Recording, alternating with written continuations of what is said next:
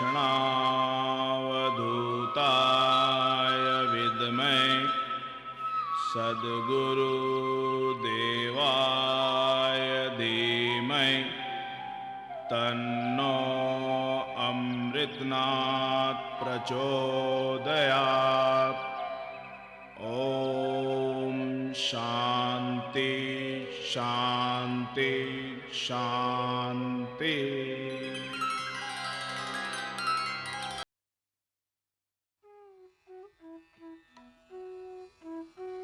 बाबा श्री अमृतनाथ जी महाराज पूर्ण तपस्वी, साधक और दैवीय भावनाओं से ओतप्रोत थे, क्योंकि इन्होंने धरती पर सदाचार, संयम और लोकहित का संदेश फैलाने के लिए ही अवतार लिया था। अद्भुत, अलौकिक और लोकोपकारक कार्य करते हुए बाबा जी ने 24 वर्षों तक भ्रमण किया, सहस्र रोगियों को स्वस्थ किया, पुत्रहीनों को पुत्र रत्न दिए, दरिद्रों की आर्थिक दशा सुधारी, आत्म दर्शनाभिलाषियों को आत्मदर्शन की सरल शिक्षा दी, जो लोक और परलोक दोनों के लिए लाभप्रद है। हजारों लोग बाबा जी के दर्शनार्थ दौड़े चले आते थे और अपने अपने मनवांछित फल प्राप्त करते थे। लेकिन अब बाबा जी का विचार कुछ और ही था। सन 1912 के अगस्त महीने में फतेहपुर के जगन्नाथ सिंघानिया के शमशानी तिवारे में शहर के कई गणमान्य नागरिकों तथा निकटस्थ साधुओं के सम्मुख इन्होंने प्रतिज्ञा की। 2 युगों तक मैंने भ्रमण किया, अब विश्राम करूंगा। भ्रमण के दौरान भौतिक शरीर के सुख दुख की ओर तनिक भी ध्यान नहीं दिया। अब मैंने दृढ़ निश्चय कर लिया है कि मैं इस शरीर को विश्राम दूंगा। आवश्यक कार्य भी लेटे हुए ही करूंगा। भ्रमण काल में जो अन्वेषण किया है, अब सर्वसाधारण जनता उससे लाभ उठाएगी। अक्षय भंडार का द्वार खुल जाएगा। मेरे आश्रम में आए हुए मनुष्य इच्छित फल पाएंगे। लोगों ने जब यह समाचार सुना तो सब में बेचैनी फैल गई। हाँ, मैं भी तो यही सुनकर आया हूँ। आज 4 दिन हो गए, बाबा जी अपने आसन से उठे ही नहीं। तो क्या वो नित्य क्रियाओं के लिए भी नहीं उठते? ऐसा ही तो सुना है मैंने। सेठ जगन्नाथ सिंघानिया ने जब बाबा जी के लेटने की बात सुनी तो वो भी इनके पास आए। महाराज, मैंने आपके विश्राम का समाचार सुना तो मुझसे आए बिना रहा नहीं गया। आप आनंद से विश्राम कीजिए, मैं सब प्रकार का प्रबंध करूंगा। भाई, मुझे ऐसी किस वस्तु की आवश्यकता है जिसके प्रबंध की तुम चिंता करोगे? मैं जानता हूं बाबा जी, आपको भला किस चीज की जरूरत है, परंतु फिर भी मुझे अपनी सेवा करने का अवसर तो दें। नहीं जगन्नाथ, मुझे किसी चीज की आवश्यकता नहीं। साधु उसी को जानिए जो संतोषी होए, ममता तज समता धरे, शत्रु मित्र नहीं होए। अब तक तो बाबा जी अनिकेत थे, कहीं भी स्थायी रूप से निवास नहीं किया, किंतु अब इनका भ्रमण काल समाप्त हुआ और इनके विशेष सेवकों जैसे सेठ गोरखराम चमड़िया, बद्रीदास, भूरा मलखेमका, कृष्णदेव नेवटिया आदि ने बाबा जी के सामने अपनी प्रार्थना रखी। बाबा जी, ये मरघट का स्थान है।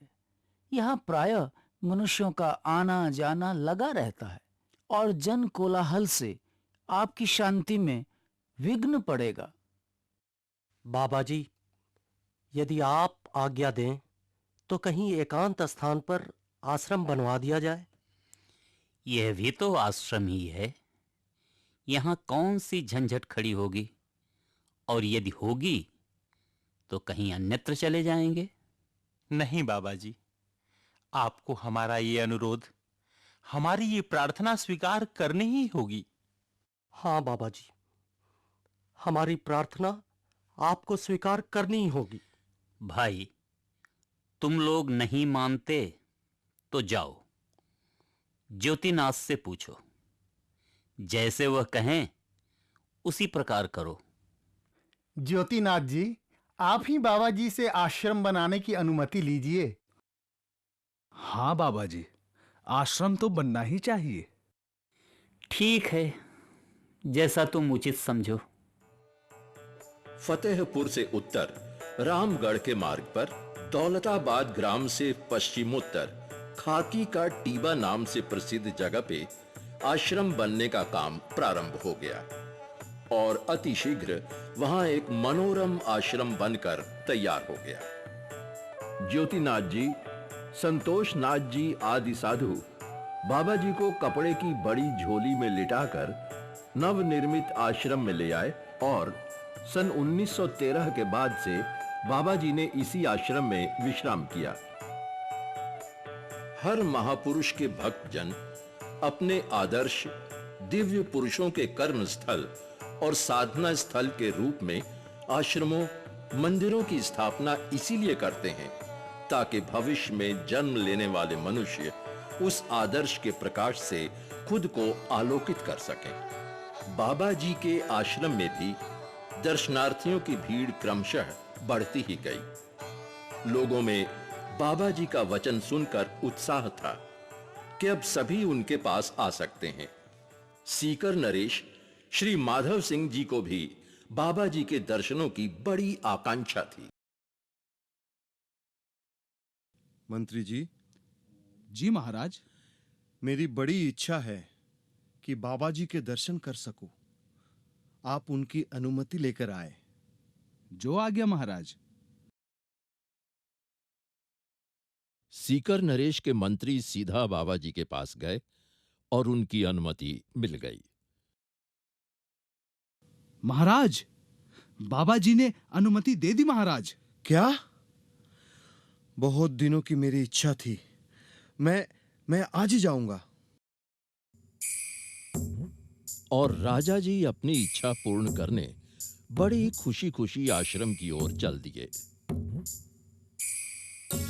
आश्रम से बहुत दूर ही अपने वाहनों को त्याग कर पैदल ही आश्रम तक आए।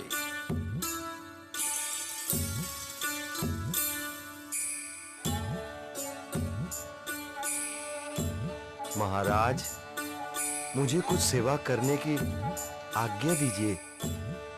क्या सेवा तुमसे लूं? शयन करने को पृथ्वी और शरीर के पोषण के लिए अन्न और जल मिल जाता है। तुम राजा हो, न्याय परायण होकर प्रजा का पालन करो और सदाचार से रहो। बस इसी से मैं संतुष्ट हूं। बाबा जी ने अपने आशीर्वाद से राजा माधव सिंह जी को कृतार्थ किया। इसके बाद राजा जी बाबा जी के दर्शन करने अक्सर आने लगे। एक बार राजा जी एक ग्राम का पट्टा तैयार करके लाए और बाबा जी के चरणों में रख दिया। क्या है ये? ये एक ग्राम का पट्टा है। इसे मैं आदर और श्रद्धा पूर्वक आपको भेंट करता हूं। नहीं नहीं, यह झंझट मैं अपने साथ नहीं लगाता। सारी पृथ्वी मेरी है। जहां जाऊंगा वहां बैठने को स्थान और भोजन मिल जाएगा। फिर यह छोटा सा पट्टा लेकर क्या करूं? तुम राजा हो, प्रजा के पालन के लिए, धन उत्पन्न होने के लिए पट्टे तुम्हारे पास चाहिए। महाराज, कृपा कर आश्रम के पास की कुछ भूमि तो साधुओं के रहने फिरने के अर्थ स्वीकार कीजिए। ठीक है भाई, तुम्हारी जैसी मर्जी। आश्रम के चारों ओर की 26 बीघा भूमि को कांटों की बाढ़ से घेर दिया गया। ये भूमि श्रीनाथ जी की बनी के नाम से प्रसिद्ध हुई। संतोषी का स्वतः ही होता सब जग दास, घट में जब यह प्रकट हो तृष्णा का नाश। धन, संपत्ति और जमीन आदि साधुओं और ब्राह्मणों को स्वीकार नहीं करना चाहिए, क्योंकि यह सब सांसारिक झंझट उत्पन्न करने वाले प्रगाढ़ बंधन हैं। त्याग का स्थान बहुत ऊंचा है और इसी के द्वारा स्थायी शांति प्राप्त की जा सकती है। द्रव्य, भूमि तथा स्त्री ही सांसारिक बंधन के आवागमन का, क्लेश, चिंता और रक्तपात का मूल कारण है। बाबा जी के विचार कितने पवित्र हैं। और नहीं तो क्या, भला पूरे ग्राम का पट्टा मिले तो कोई इतनी आसानी से उसका त्याग कर सकता है क्या? बाबा जी ही ऐसा कर सकते हैं। तुम दोनों को पता है पिछले 10 महीनों से वो कैसी साधना कर रहे हैं? कैसी साधना? तुम्हें नहीं पता? 3 महीनों तक वो रोज सिर्फ 1 सेर शहद पीते रहे, पानी मिलाकर, और उसके बाद 1 सेर नींबू का रस पिया, पूरे 2 महीने। अच्छा, यही नहीं, इसके बाद 4 महीने तक हर रोज प्रति घंटे 1 सेर दूध पीते रहे, यानी रोज 24 सेर दूध, और फिर 1 महीने तक रोज 16 सेर गोमूत्र का पान किया और अन्न का त्याग किया। धन्य है 10 महीने की ऐसी कठिन साधना। इस आश्रम में रहते हुए भी बाबा जी ने बहुत सारे लोगों को रोग मुक्त किया। यहां रोज लगभग 30 लोगों को बाबा जी रोग मुक्त करते थे। आश्रम में रहते समय बाबा जी ने लगभग 45,000 रोगियों को ठीक किया। फतेहपुर निवासी ठाकरसी दास सराफ की बेटी लक्ष्मी सराफ, जिनको 8 साल की उम्र से ही दमे की शिकायत थी। इसे घड़े का ठंडा पानी पिलाओ और दमे की तकलीफ होने से 4 गोल मिर्च गाय के दूध के घी के साथ खिलाना। बाबा जी के ही आशीर्वाद का प्रताप था कि इतनी गंभीर बीमारी ठीक हो गई और रानीगंज में निवास करते समय लक्ष्मी देवी ने बीमार पड़ने पर भी कभी दवा का सेवन नहीं किया और 99 साल की उम्र में शरीर त्याग करते समय तक हमेशा घड़े का ठंडा जल ही पिया। एक बार ठाकरसी दास फतेहपुर से बंबई जा रहे थे। बाबा जी का दर्शन करने आधी रात के वक्त ये आश्रम पहुंचे। अरे, ये अचानक मेरे पैर में क्या चुभा? हे भगवान, मुझे तो सांप ने डस लिया है। कैसा भयानक काला जहरीला सांप है। अब मैं नहीं बचूंगा, अब मैं नहीं बचूंगा। मुझे तुरंत बाबा जी के पास जाना चाहिए, तुरंत जाना चाहिए।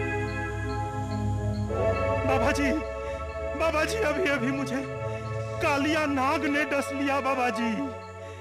अब मैं नहीं बचूंगा बाबा जी, अब मैं क्या करूं? आप ही बताइए बाबा जी, अब मैं क्या करूं? हाँ बाबा जी, इनके पैर के अंगूठे से तो रक्त बह रहा है। भाई, इधर लाओ इसे, जरा मैं देखूं तो सही। भाई, कोई कांटा लग गया है। पर यहाँ तो सर्प के काटने का चिन्ह मौजूद है। देखो भाई, अगर तुम्हें विश्वास नहीं है, जाओ कोई औषधि करो। बाबा जी, मुझे आपके वचन पर पूरा विश्वास है। आपकी शरण में रहते हुए मुझे किस बात का डर?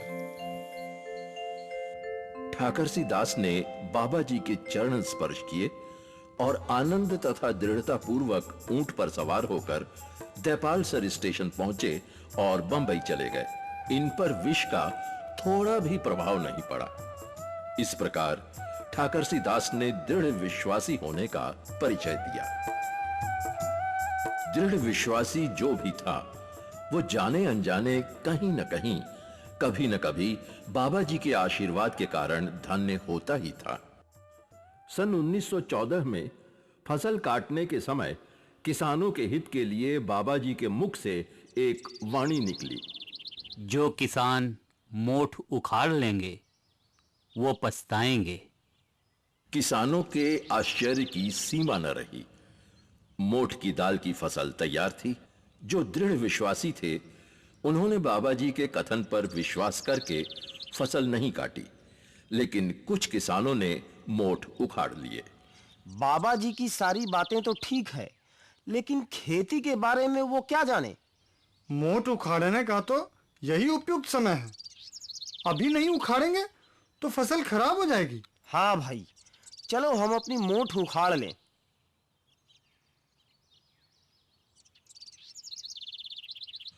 और जो किसान रुके रहे, उनकी खुशी की सीमा नहीं रही। जब पोष के महीने में मोठ की फलियों की भरमार हो गई, चारों तरफ इतनी फसल इकट्ठा हो गई कि किसानों के वर्षों की दरिद्रता दूर हो गई और बाकी किसान अपनी नासमझी और बाबा जी की बात ना मानने पर अफसोस करते रहे। बाबा जी की बात ना मानकर हमने ठीक नहीं किया। हाँ, देखो, 1 महीने बाद ही सबका अनाज कई गुना बढ़ गया। हमने बाबा जी की बातों पे दृढ़ विश्वास कायम नहीं रखकर खुद का बहुत भारी नुकसान कर लिया। ठीक कहा भाई। इसी तरह एक बार बिहानी की रहने वाली एक स्त्री आई। बाबा जी, मैं बहुत आस लेकर आपके पास आई हूँ। 3 वर्ष से ये रोग मेरा पीछा ही नहीं छोड़ रहा। बहुत ज्यादा दस्त होते हैं बाबा जी। भोजन नहीं खाया जाता। शरीर में बल नहीं रहा बाबा जी। वैद्य और डॉक्टरों की औषधि लेते लेते थक गई हूं मैं। जीवन भार हो रहा है। या तो जीवन दान दे दीजिए या मृत्यु दान देकर मुझे इस घोर कष्ट से मुक्त करने की दया कीजिए बाबा जी। भाई, गाजर खाओ। शहद, मतीरा, मूली, छाछ, राबड़ी, गंवार, जो अच्छा लगे वही खाओ। महाराज, कोई भी वस्तु मुंह में लेती हूँ तो उल्टी आती है। खा भी लेती हूँ तो जी घबराने लगता है। ऐसा लगता है जैसे प्राण छूट जाएंगे। तो भाई, मैं क्या वैद्य डॉक्टर हूं? किसी वैद्य के पास जाओ और औषधि ले लो। इतना कहकर बाबा जी मौन हो गए। वो स्त्री काफी देर वहीं बैठी रही। फिर बाबा जी ने दुर्गा प्रसाद से कहा, बता रे दवाई इसको। सबसे पीछे जो मैंने बताया वही। बहन, बाबा जी गंवार खाने को कह रहे हैं। गंवार खाओ, यही सच्ची औषधि है। 1 तोला गंवार खाया करो। जाओ, किसी धर्मशाला में ठहरना। उस स्त्री ने विश्वास पूर्वक धर्मशाला में डेरा डाला। धन्य है बाबा जी की दयाशीलता। सिर्फ 1 सप्ताह में रोज 1 तोला गंवार खाकर ही तुम्हारी जानलेवा बीमारी ठीक हो गई। इसी तरह एक दिन बाबा जी के पास हांसी वाले जियालाल जैन आए। बाबा जी, मैं बवासीर से परेशान हूं। दर्द सहन नहीं होता। सब तरह का इलाज कराया पर आराम नहीं मिला। आप कृपा कर मुझ पर दया कीजिए। तुम 1 तोला गंवार चबाओ। जियालाल ने गंवार चबाया और उसी दिन उनका रोग मिट गया। उन्होंने लोगों को रोग मुक्त करने के अलावा कई प्रकार से लोगों को अपने आशीर्वाद द्वारा हानि से बचाया। सेठ गोरख राम प्रताप चमड़िया को एक बार रुई के सौदे में 50 लाख रुपए का नुकसान उठाना पड़ा। वो बाबा जी के पास फरियाद लेकर पहुंचे। बाबा जी मैं बर्बाद हो गया, मैं लुट गया। रुई के सौदे में मुझे 50 लाख रुपयों का नुकसान हो गया। अब मैं इतने पैसे कहां से लाऊंगा? मेरा आशीर्वाद तुम्हारे साथ है।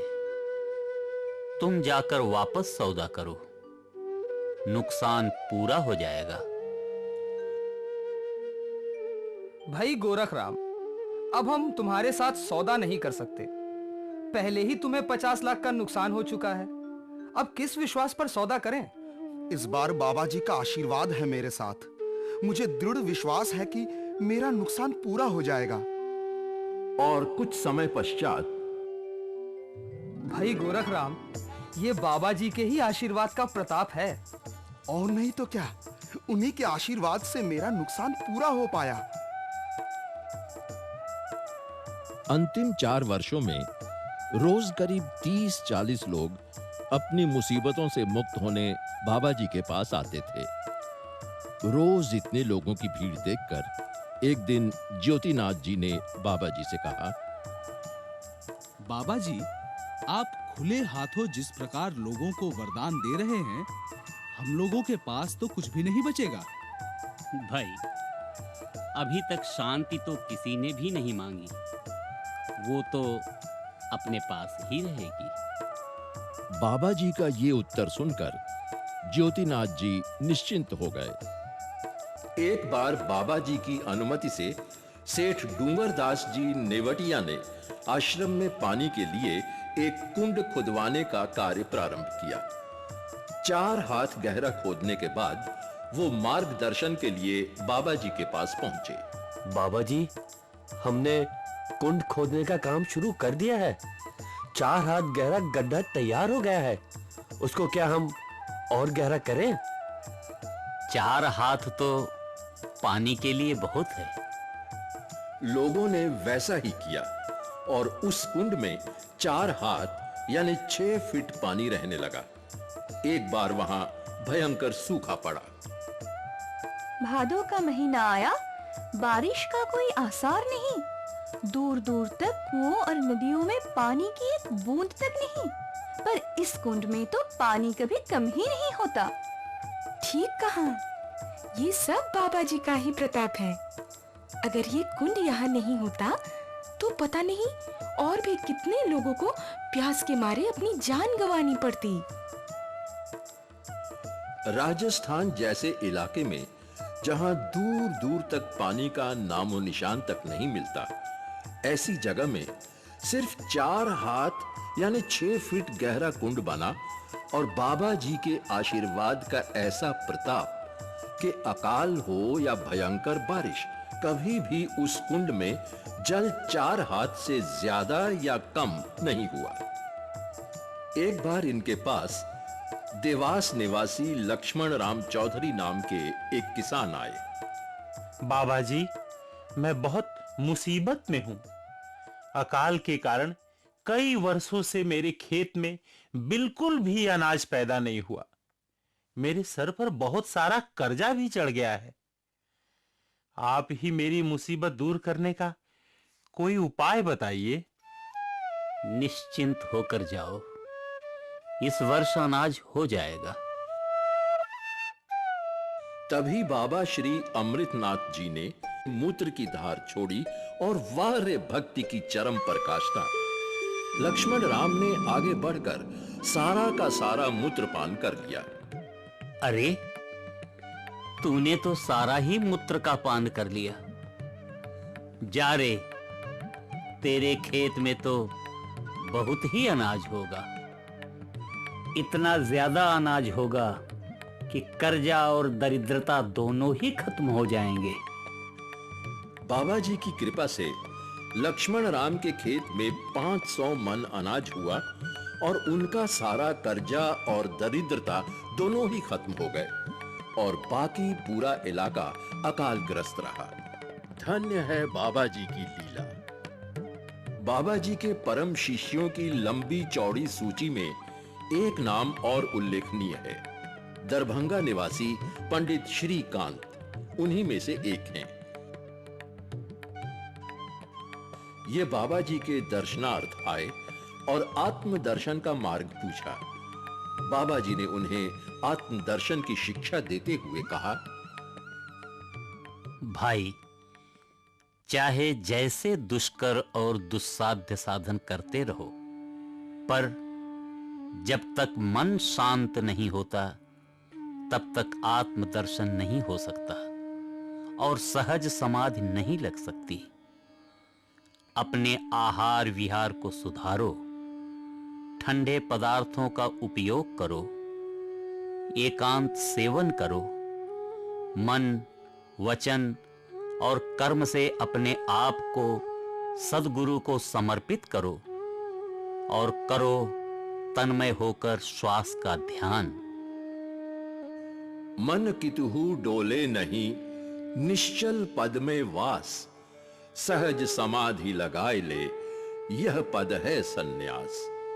महाराज, मैंने योग और वेदांत के उत्कृष्ट ग्रंथों का भली भांति अध्ययन और मनन किया है।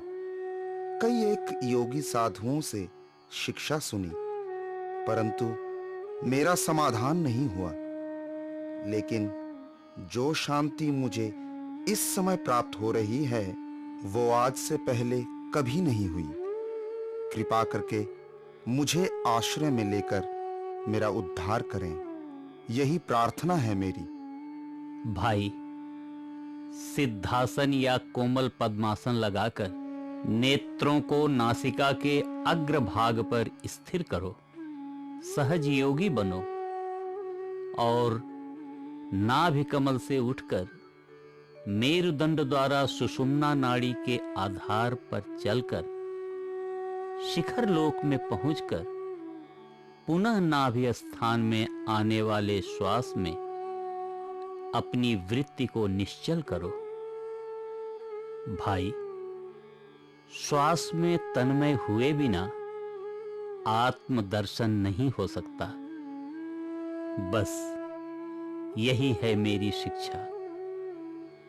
तुम इसके अनुसार अपना रहन सहन बनाओ, बस मिल जाएगी तुम्हें शांति। कहता हूं कहे जाता हूं, कहां बजाऊं ढोल, श्वास श्वास में जाता है 3 लोक का मोल। पंडित श्रीकांत बाबा जी के कहे पर अमल करने लगे। उनके वचनानुसार ठंडे पदार्थों का सेवन करते हुए श्वास के ध्यान में तन्मय हुए। ध्यान धरो नित श्वास में, नयन नासिका लाए, अमृत रूप अखंड तब अपने घट में पाए। उनका रहन सहन, आहार विहार बदल गया और कुछ काल में उन्हें आत्मानंद का स्वाद आने लगा। परंतु काल चक्र के प्रबल झोंके में श्रीकांत अपने लक्ष्य से गिर पड़े।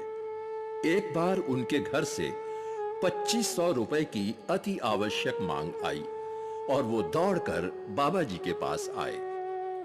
भाई देखो, सांसारिक झंझट में फंसकर तुम आत्मानंद की ओर से विमुख हो रहे हो। आत्मानंद की इच्छा रखने वाले साधक को धनानंद की इच्छा नहीं रखनी चाहिए। सांसारिक व्यवहार को त्यागे बिना मनुष्य आत्म साक्षात्कार नहीं कर सकता। अंधकार और प्रकाश एक साथ नहीं रह सकते। काम राम दोनों कभी रहत न एके ठाम। नहीं बाबा जी, ये धन की अभिलाषा नहीं, आवश्यकता है। अगर रुपए नहीं मिले तो भारी मुसीबत आ जाएगी। जाओ, अगर इतनी ही जरूरत है तो कृष्णदास नेवटिया से रुपए ले लो। श्रीकांत को रुपए तो मिल गए। उन्होंने उन्हें घर भी भेज दिया, परंतु आत्मानंद की शांति उनसे कोसों दूर चली गई। जा बैठे एकांत में, त्याग जगत से नेह, गदगद हो विनती करे सुधरे मानव देह। कुछ दिनों बाद वो पुनः बाबा जी के पास आए और खोए हुए आत्मानंद को दोबारा पाने के लिए याचना करने लगे।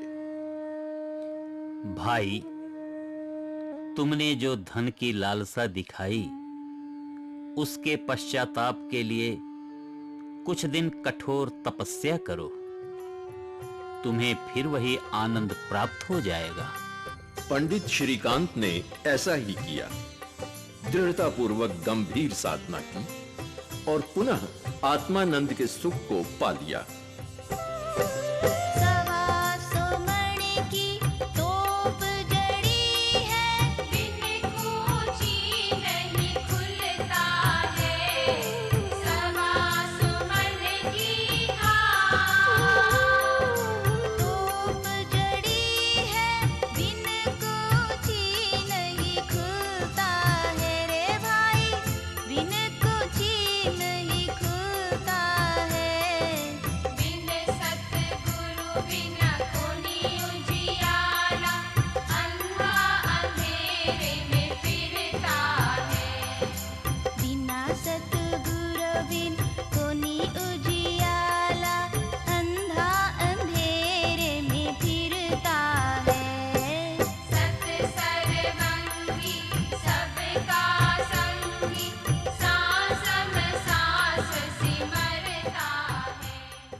दुर्गा प्रसाद त्रिवेदी शंकर ने, जिनका 15 वर्ष की अल्पायु में बाबा जी से प्रथम साक्षात्कार हुआ था, अपने आप को बाबा जी के श्री चरणों में सौंप दिया।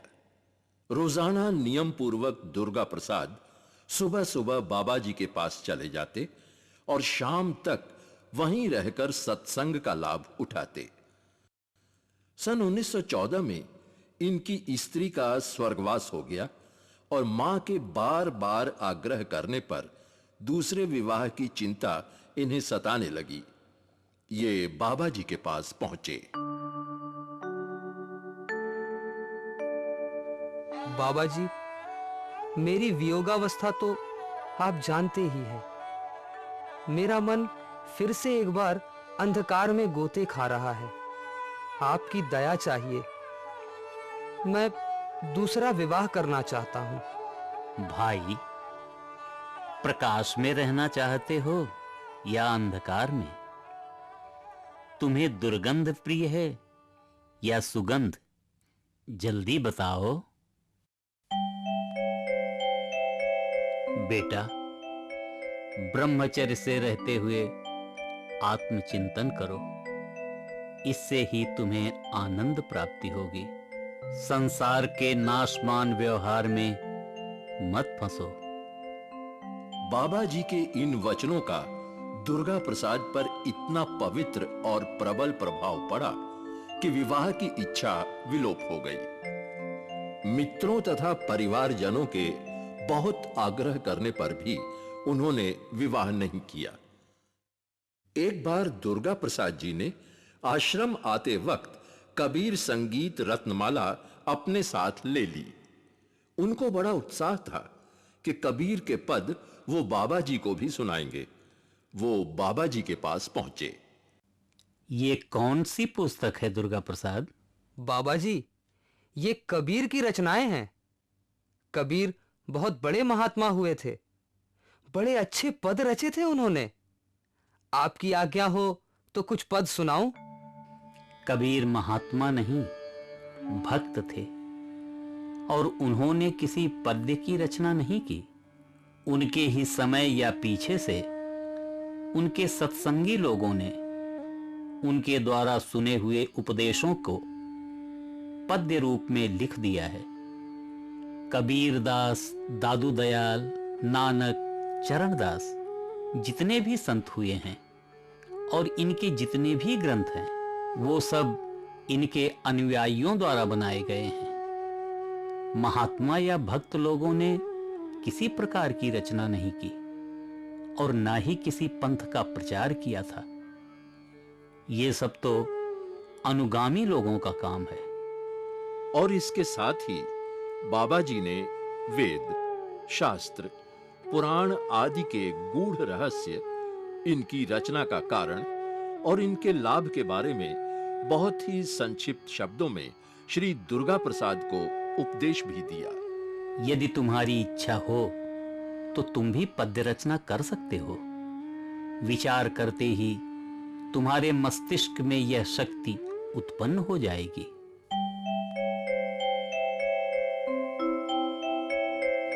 बाबा जी का ये वरदान पाकर दुर्गा प्रसाद बहुत चकित और आनंदित हुए। उत्साह में भरकर वो घर जाकर पद्य रचना करने बैठ गए।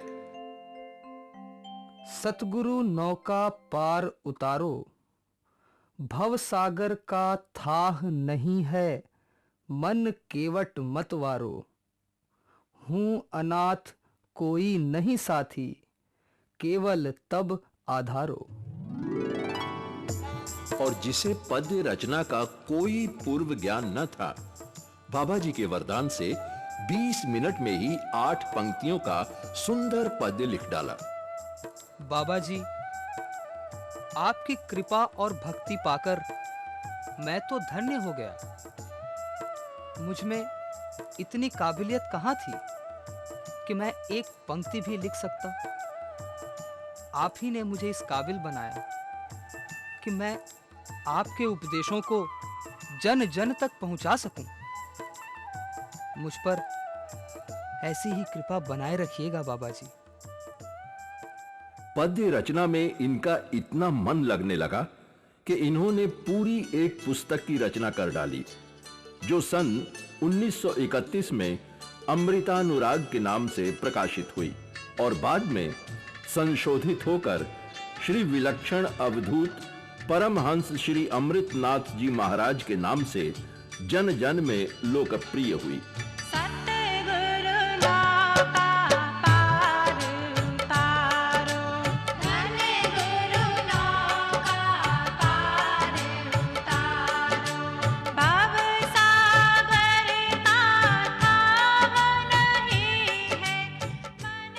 उनकी बहुत सारी रचनाएं भजन के रूप में आज भी लोगों के मन में बाबा जी के प्रति भक्ति भावना जागृत करती हैं।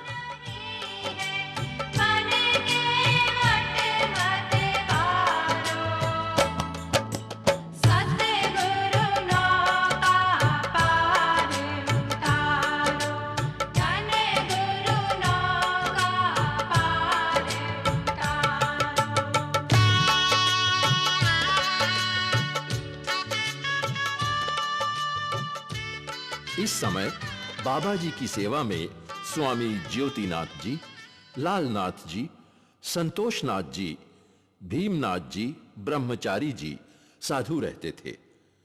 पर अपनी गुरु भक्ति और सत्यता से स्वामी ज्योतिनाथ जी बाबा जी के विश्वास पात्र बने और आश्रम का संचालन भी उन्हीं के हाथों में था। बाबा जी कहा करते थे, ज्योतिनाथ जीवन मुक्त होगा।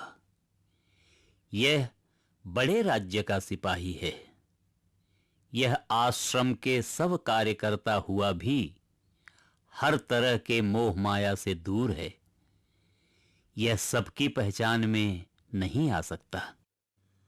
सन 1912 से लेकर 1916 तक बाबा जी एक ही आसन पर विराजमान रहे। रोगियों को रोग मुक्त किया। कितने दुर्व्यसनी और कुमार्ग पर चलने वाले लोग इनके सानिध्य में आकर सुमार्गी बन गए। शरीर त्यागने से 1 वर्ष पूर्व ही इन्होंने कहना प्रारंभ किया, इस घर में रहते बहुत समय व्यतीत हो गया, अब रमण करेंगे। परंतु कोई भी समझ नहीं पाया कि बाबा जी क्या कहना चाहते हैं। दुर्गा प्रसाद भी नहीं।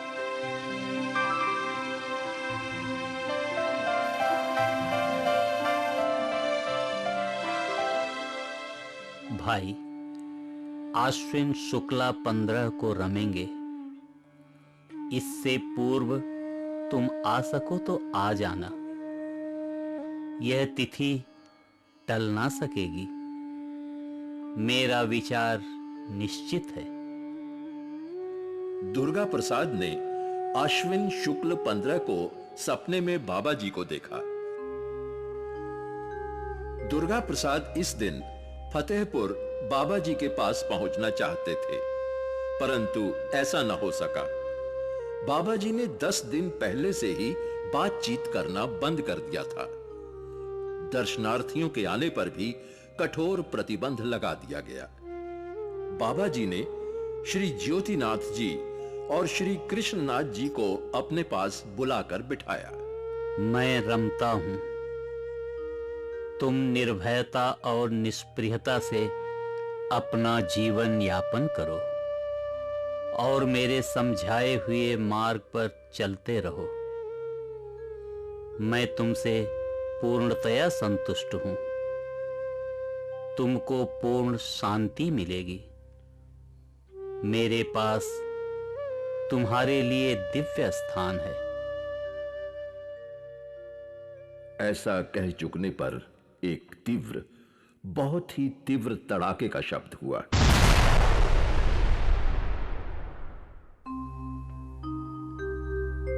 बाबा जी ने हंसते हंसते नेत्र बंद कर लिए और प्राणवायु की गति मंद होते होते शांत हो गई।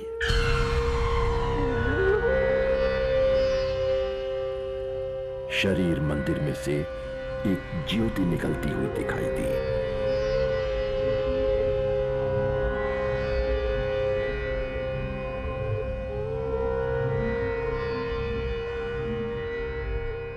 बाबा जी के निर्वाण प्राप्ति के साथ ही प्रबल मेघाडंबर हुआ,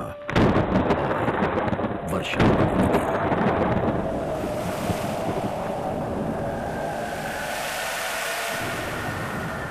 और इस प्रकार बाबा जी ने 11 अक्टूबर 1916 को हंसते हंसते नेत्र बंद कर दिए।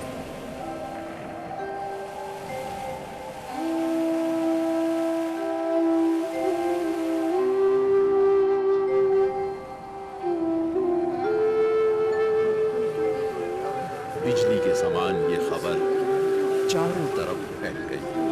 दूर दूर से दर्शन हेतु यात्रियों के झुंड आश्रम की ओर आने लगे।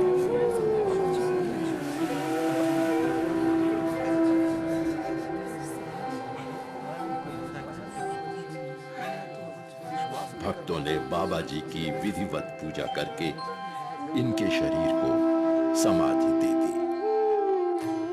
उनकी समाधि से थोड़ी दूरी पर बाबा जी का धूना आज भी जागृत है, जिसकी विभूति अपने मस्तक पर लगाकर यहां आने वाले भक्तगण अपने आप को धन्य समझते हैं और अपनी इच्छा पूर्ति की भाग्योदय की कामना करते हैं। बाबा जी के समाधि स्थल पर अखंड दीपक जलाया गया। ये दीपक आज भी प्रकाशित है, परंतु समाधि मंदिर में कालिख का कहीं नामो निशान नहीं है। ये दीपक उस दिव्य पुंज का स्मरण कराता है जिसने अपने आलोक से सारे जग को प्रकाशित किया। बाबा जी के वचन के अनुसार जब तक ये अखंड दीपक प्रज्वलित रहेगा और जब तक समाधि मंदिर में कालिख नहीं लगेगी, तब तक इस आश्रम की महिमा को आंच भी नहीं आ सकती। गुरु मारा शिव के समान, गुरु मारा शिव के समान, करो मन गुरु चरणा को ध्यान, करो मन गुरु चरणा को ध्यान।